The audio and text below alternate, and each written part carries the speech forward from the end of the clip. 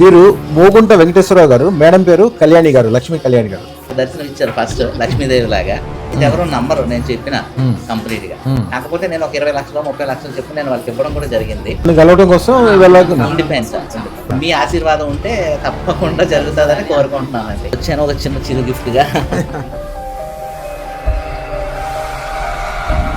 వీరు మోగుంట వెంకటేశ్వరరావు గారు, మేడం పేరు కళ్యాణి గారు, లక్ష్మీ కళ్యాణి గారు. వైజాగ్ నుంచి వచ్చారు. అదృష్టత్రం 1.5 year క్రితం పెట్టుకున్నారు. అంతకుముందు 2.5 కోట్లు కొద్దిగా నష్టమో ఇబ్బంది ఉండేది. అది వెళ్ళిపోవడమే కాకుండా మంచి ఇల్లు ఏర్పడింది. అన్ని రకాలుగా వ్యాపార వ్యవహారాలు పూర్తి సక్సెస్ ఉన్నాయి. సుఖం సంతోషంగా ఉంది. మా అబ్బాయికి మంచి ఉద్యోగం, మంచి వ్యాపారం, అన్ని రకాలుగా సెట్ అయింది. జీవితం అద్భుతంగా మారిపోయిందని చాలా సంతోషంగా.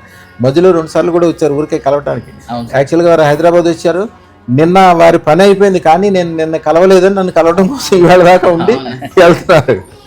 వారిని అడిగి ఏం జరిగింది, ఎట్లా జరిగింది అడుగుదాం. అయ్యా, మీ పూర్తి పేరు సార్? మోగంటి వెంకటేశ్వరరావు. ఎక్కడ ఉండేది మీరు? విశాఖపట్నం.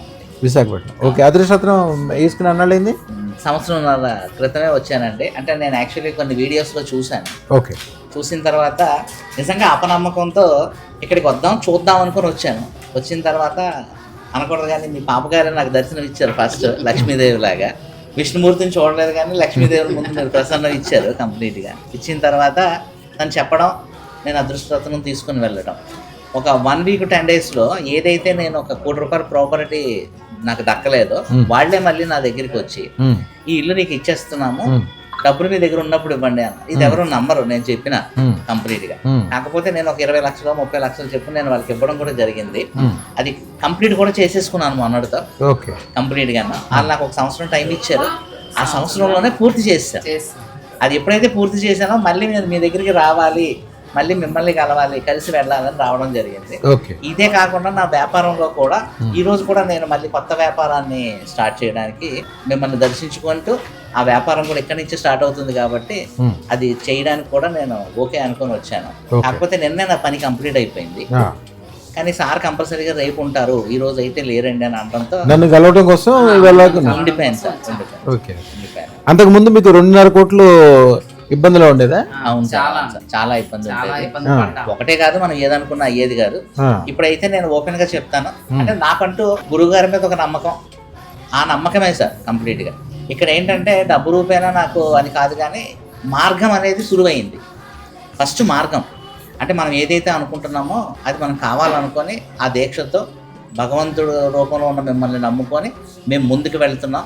ఈ అదృష్టరత్నం ఫలితం నేను ఇంకా భగవంతుడి కోరుకుంటుంది. అదృష్టరత్నంలో ఎంతకంటే ఇంకా ముందున్నటువంటి కూడా వేసుకోవాలి, అది మీ ఆశీర్వాదంతో అనుకుంటున్నాను. ఇంకోటి ఏంటంటే నా మనస్ఫూర్తిగా నా వాంఛ, ఒకప్పుడు నేను బాగా ఉండేటప్పుడు ఒక 15 సంవత్సరాల బ్యాగ్ తిరుపతికి ఒక 1 lakh ఇచ్చానండి డోనర్గా, అన్నదానానికి. సింహాచలానికి ఒక 1 lakh ఇచ్చున్నాను. మీ అందరి తరగ ఆశీస్సులు మీ తలగా ఇది ఉంటే తిరుపతికి మళ్ళీ ఒక 10 లక్షల రూపాయలు డోనర్షిప్ ఇద్దామనే కోరిక కూడా ఉంది కంప్లీట్ గా. భగవంతుడి నిర్ణయం, మీ ఆశీర్వాదం ఉంటే తప్పకుండా జరుగుతుందని కోరుకుంటున్నానండి. చాలా చిన్న విషయం స్వామి, గ్యారంటీగా వద్దు. మళ్ళీ సత్సంకల్పం, మరి మామూలు సంకల్పం కాదు అది. అది మీ తరతరాలకి లాభం కలిగించే సంకల్పం అది. మీ అబ్బాయి గారికి కూడా అదృష్టం పెట్టుకున్నాక మంచిగుందా? బానే ఉందండి కంప్లీట్ గా. ఇప్పుడు కూడా ఈ కొత్త వ్యాపారానికి మీ దగ్గరికి వచ్చి స్టార్ట్ చేసుకోవాలి. ఓన్లీ నా నమ్మకం సార్. మీ దగ్గరికి వచ్చి వెళ్ళిన తర్వాత రమణలాల్జీ గురువు గారు ఆయన ఇచ్చిన మాట, ఎప్పుడు మంచి వాళ్ళ మధ్యలో ఉండాలి, ఎప్పుడు పాజిటివ్ వాళ్ళ మధ్యలో ఉండాలి, ఎప్పుడు నెగిటివ్కి పూర్తి దూరంగా ఉండాలి. వాళ్ళు బాగుపడరు, ఇంకోళ్ళు బాగుపడేవారు. ఎప్పుడైతే పాజిటివ్ ఆల్రెడీ ఉంటుందో ఆటోమేటిక్గా అదృష్టరత్నం కోటి సూర్యులకు ప్రభావం. నేను నిన్న వెళ్ళిపోవలసిన వాడినే ఉండి ఈ రోజు మీరు కలవకపోయినా రేపు కూడా ఉంటాను, మళ్ళీ మిమ్మల్ని కలిసే వెళ్ళాలి కంపల్సరీగా అనుకున్నాను. కాకపోతే ఏంటంటే నాకు ముందు నుంచి ఏంటంటే ఒక నమ్మకం సార్, అంతే. నా నమ్మకం ముందుకు తీసుకెళ్తుంది, అది మీరు ముందుకు తీసుకెళ్ళేటట్టు చేస్తున్నారు. అది చాలా అద్భుతం జరుగుతుంది స్వామి. ఇది దగ్గర పెట్టుకోండి. పొద్దున్న మధ్యాహ్నం సాయంత్రం కళ్ళకద్దుకోండి అంటే యంత్రం ఇవ్వము తీసుకోండి.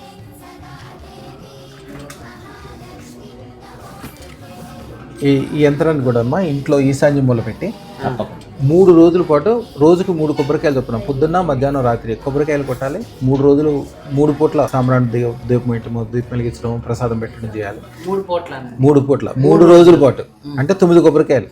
ఇక తర్వాత నుంచి మీరు వీలున్నప్పుడు శుక్రవారమో లేకపోతే పౌర్ణమి రోజున చేసుకోండి. ఇక ఇల్లు మొత్తం బంగారం అయిపోతుంది.